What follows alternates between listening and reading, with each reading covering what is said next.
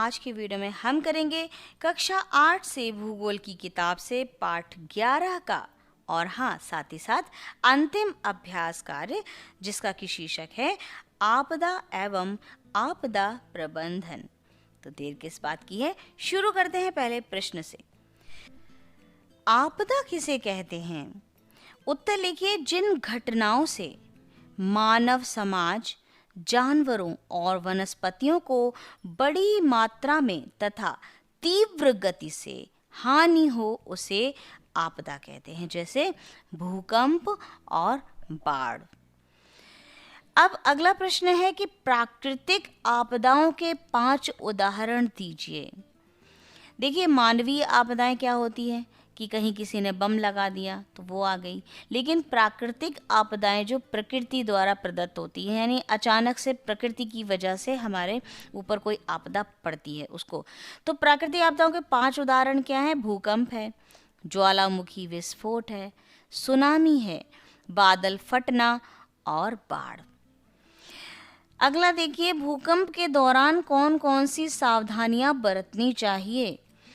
तो उत्तर है, भूकंप के दौरान किसी मजबूत वस्तु जैसे मेज, तख्त आदि के नीचे बैठ जाना चाहिए। दूसरा ये कि कमरे के कोनों में खड़े हो जाना चाहिए। भूकंप के दौरान सीढ़ी से नीचे उतरना और लिफ्ट का प्रयोग नहीं करना चाहिए। बिजली का मुख्य स्विच जो है ना बंद कर देना चाहिए, जो मेन एमसीबी होती है उसको डाउन कर देना चाहिए। खुले स्थान की तरफ जाना चाहिए। हड़बड़ी नहीं करनी चाहिए, बिल्कुल नहीं करनी चाहिए। तो भूकंप के दौरान कुछ ये सावधानियां हैं जो आप ध्यान से पढ़िए और समझिए।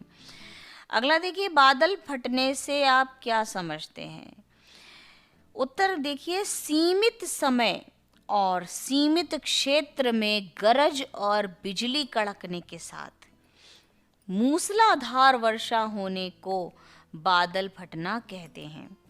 बादल फटने पर उस क्षेत्र विशेष में 1 घंटे में 100 मिलीमीटर या उससे अधिक वर्षा हो जाती है। अगला और अंतिम प्रश्न है, आपदा प्रबंधन के कौन कौन से तत्व हैं?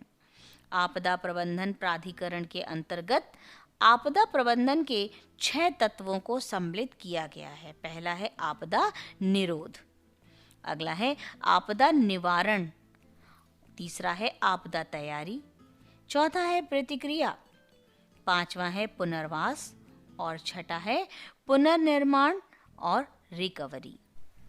अगला अभ्यास कार्य है, रिक्त स्थानों की पूर्ति कीजिए। का है सुनामी जापानी भाषा का शब्द है। खा है आकाशीय बिजली का गिरना प्राकृतिक आपदा है।